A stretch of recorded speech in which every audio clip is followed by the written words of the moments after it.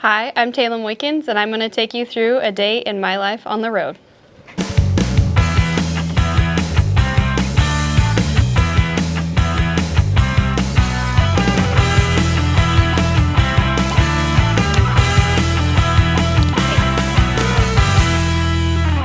Well, my day consists of pretty much taking care of the horses. I tell my mom all the time that we're just their butler. We do everything for them, make sure they're happy and comfy at all times.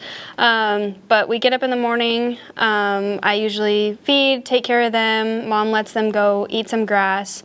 And then once they're all taken care of, we'll go back in the trailer. I'll do my workout, my mentally toughening.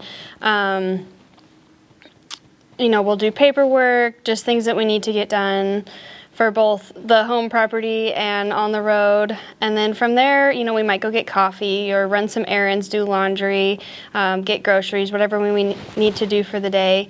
And then usually at night, we'll go for a ride and work the horses and then take care of them at night and go to bed and start it all over again. I'd say we do a lot for the horses. We do a lot of extra stuff for them. That's why they feel good for a long period of time.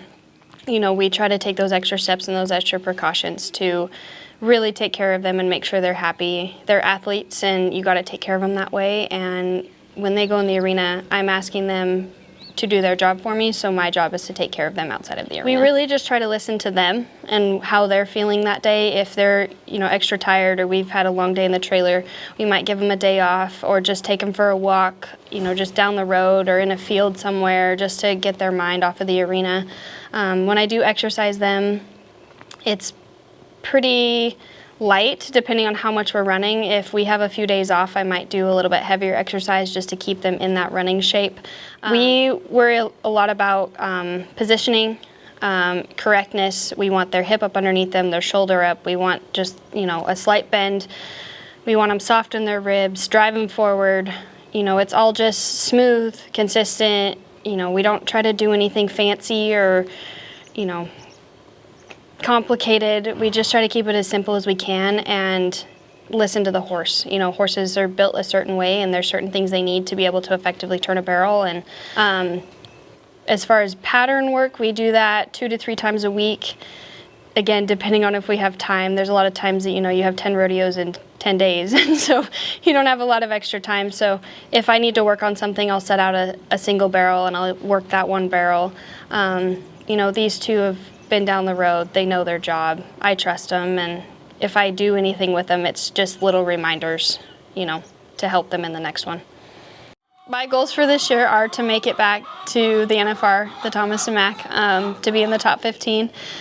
I'd like to be top 10 again, maybe a little bit higher than last year. That's the main goal, but the little goals in between are what we focus on every day. So taking care of the horses, working them how we need to, and taking it one run at a time. That's all we can really control, and the summer's longer than you think it is. There's a lot of rodeos, and so we just try to focus on each rodeo, each run, and do the best we can and let the chips fall how they fall, because that's really all we have control of. And, if we go out and do the best we can and give 110%, then at the end of the day, we have no regrets, and we know we did everything we could. My biggest goal in life is to have my horses happy and healthy. We do a lot of therapies with them. We do red light, we do magnetic therapies, we do ice and compression therapies, massage. We have a massage gun. My dad works on them. He does their feet for me. We try to just do a lot of the natural therapies, things that are going to help them heal and recover from their run.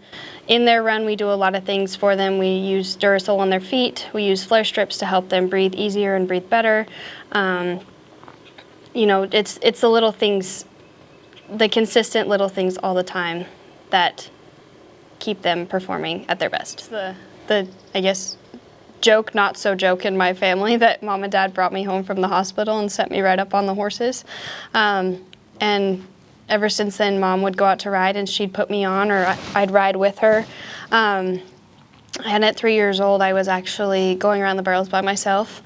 And from there, Mom and Dad always made sure to mount me on really good horses that were going to teach me good habits and confidence builders. Those horses are worth their weight in gold. They were amazing, and they are the reason I am where I am today, because they taught me those really good foundational skills, and I'm able to get on these higher powered, higher caliber horses and be able to stay with them and push them and be right there with them because of what they did. It was like junior high age. I ran amateur with Mom, and we rode two brothers. It was her they were two Palominos, and they were both out of Frenchman's Guy, born and raised at our house. They were really kind of what kick-started me into, you know, the bigger brow races, the bigger youth things, kind of the start into pro. And once they got a little bit older, I've had some amazing horses come my way, both that were ours and that friends had me ride.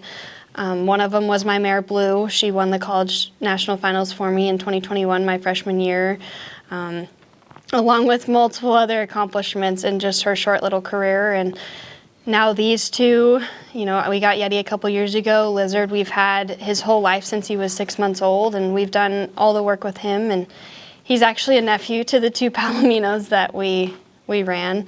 But everything has led to this point, and we're just going to keep growing and keep learning and see how far we can get.